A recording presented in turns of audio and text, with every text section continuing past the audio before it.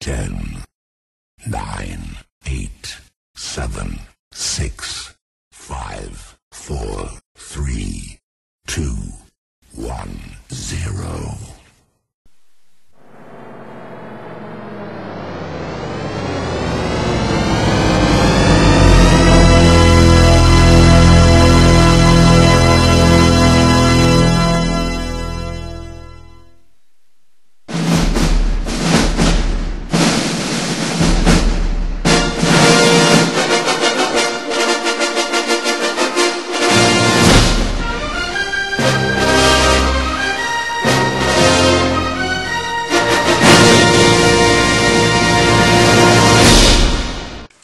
Good evening, Gulf Coast independent wrestling fans. Welcome to another fantabulous edition of the Front Row Fanatics. Tonight, it will be me, the Gargoyle, and Cheech. And we're going to be doing our review of IPW's latest show that took place Friday, February 4th at the Geneva County Farm Center in Geneva, Alabama.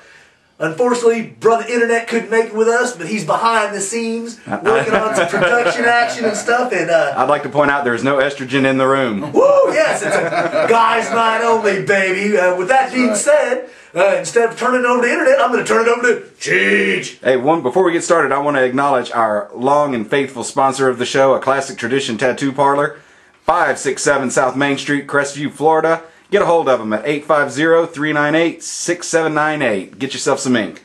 They do good work, so rest assured you need a tat, that's the place to go. That's right.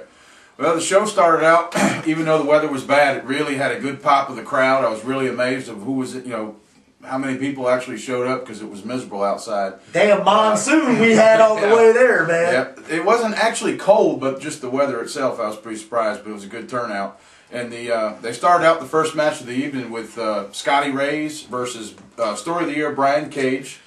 And that was actually a pretty good match to start the show with. And Scotty Ray's got a laceration at his forehead during, I would say, about the middle of the match or so, probably. I think it was on the ring apron. Brian Cage had bashed him down on the ring apron and cut it pretty good. I don't know what was there, or maybe just Brian had the power behind him or what, but it was certainly bleeding everywhere. Ended up, Brian Cage did get the win with just a 1-2-3 roll. Or I'm sorry, Scotty Ray's got the win. Sorry, with a 1-2-3 roll up pin. Look at this, all his favoritism. Are you man crushing on the Story of the Year too, man? My God, we're gonna have a three-way match. You, me, and Internet over this man love for Brian Cage action, man. But good opening match to start the show. You know, two guys I like, and as much crap as I give Brian Cage, I enjoy watching him in the ring. And bam, you know, the Crimson Mask started off the opening match. And I'm like, oh my God, you know, with Raven being there, flashbacks of ECW. But a good hard-fought contest between two young, talented guys here on the Gulf Coast with Scotty Ray's getting the win. Got the crowd into it. So what can I say but a thumbs up to both guys, man. Yeah, that was a good way to start the show with that one there. It followed up with the Fatal 4-Way match that came out with... God, it was quite a crew of people, but it was good to watch. It was the for the IPW Fusion Championship belt. Ever so popular, Mike Fresca come out with his manager, Busty Becky, right? Bustalicious one. Becky Kennedy. Also, opponent number 2 was the Artist of Astonishment, Kid Matthews. Sniper boy! And somebody I actually haven't seen, I've heard of him, but I haven't seen him, was Thomas Shock. He was there, and then, of course, Jed was the 4th contender of the Fatal 4. And he came out, surprisingly to me and probably everybody else, with the Monroe twins on his side. How did that fool work that out? Kylie and Zoe. Man, he brought out the magic. This match was just chaos, I guess you could say, right? I would definitely agree with that. You had 4 competitors in the ring. You had 3 females on the outside, and a group of people filming all over the place. I mean, it looked like rush hour at Grand Central Station subway in New York City. But, you know, all things considered, match between 4, and I will use this term, 4 green guys. I don't know the experience level on Thomas Shock, but Kid Matthews, Jed, and the champion Mike Fresca are still relatively... new, young in the business, shall we say. Yeah. So there were some missed spots, but overall, still a fairly entertaining match. And, you know, I give a lot of people crap, especially, you know, Kid Matthews has been one of my latest targets to pick on. But, you know, I will give him credit. He took a few ferocious bumps outside on the concrete out there. I mean, solid concrete floor, and got up, you know, and battled in there with the rest of them. But it was a very hectic, chaotic match.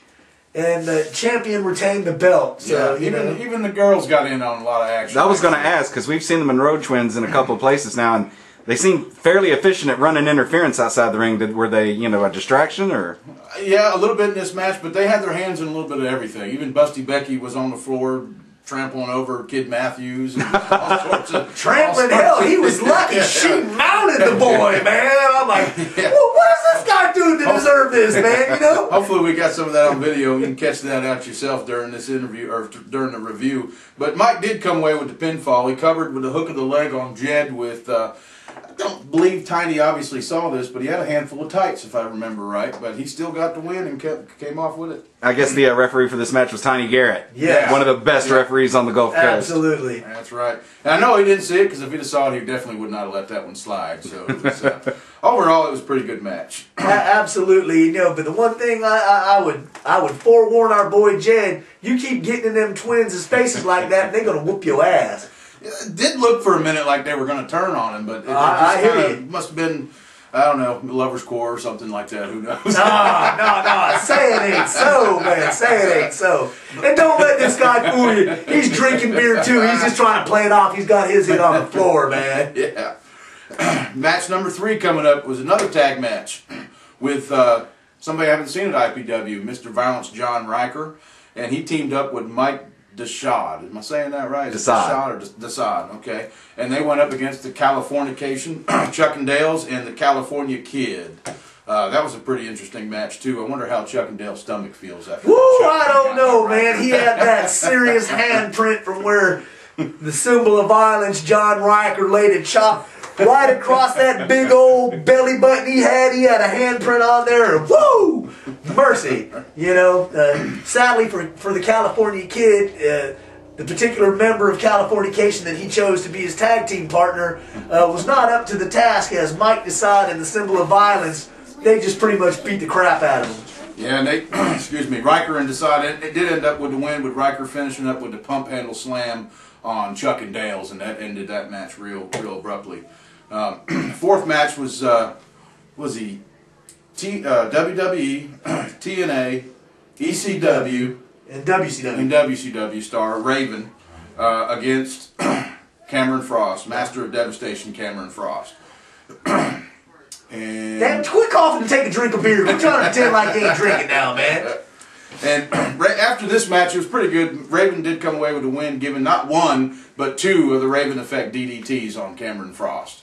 And after the match, they did shake hands and had some kind words to say about each other, and actually was a pretty good match. And one of the things is Raven took Cameron Frost around the entire audience and let everybody get a little swat on his head. You remember that? I wasn't touching the MOD, man, as he's one of my Gulf Coast favorites. The rest of them inbred hillbillies was all smacking on the MOD, and I wasn't having none of that, man. You know, good match. Cameron Frost showed why he is one of the best wrestlers on the Gulf Coast in this particular match against Raven. His performance was awesome.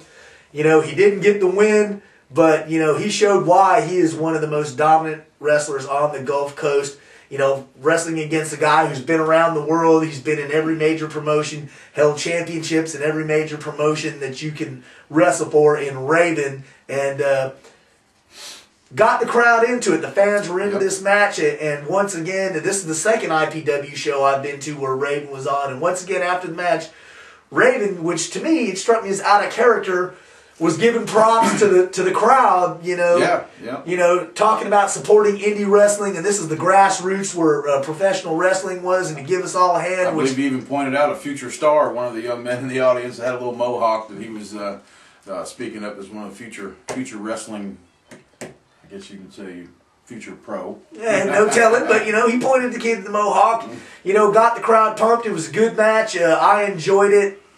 What more can you say? I'm a huge Raven mark. I'm a huge Cameron Frost mark, and I'm not ashamed to admit it. But two guys, you know, that I really enjoy, and it was great. That's all I can say. I hear you. What we got? Good? All right. Coming up to the semi-main event was another tag match, and that was with Thomas Shock and DJ Pringle versus the SWAT team, Cobra and Trooper, who I've actually never seen on the in a while. I don't think I've actually ever seen them in any of the promotions, but they were a pretty good tag team, and they're veterans from a while. Yes, they are. They've been a tag team for quite a while here. Mainstays on the Gulf Coast, wrestling more towards the Panama City area, but I've seen them all over. And they were supposed to have their reunion match at the last IPW show, but unfortunately Cobra couldn't make it. So, but this time they had the reunion show, and much to their surprise, the Gargoyle was actually cheering for the SWAT team. You know, I've given them hell, called them the Geritol Express, all sorts of things, but they showed once again that they are a cohesive unit, and they put on a clinic thumping on Thomas Shock and DJ Pringle. Yeah, now unfortunately that match they did lose by disqualification because of DJ Pringle's antics. He basically threw a chair, when the ref wasn't looking, threw a chair at, I believe it was Trooper, and made it look like he fell on the mat and made it look like Trooper hit him with a chair, and they got disqualified, unfortunately. That was the end of that match there. They kind of got ripped off on that one. But no doubt. But with that being said, we're going to take a break. I need a fresh beer, and he's going to drink one and quit pretending he's not. We'll be right back.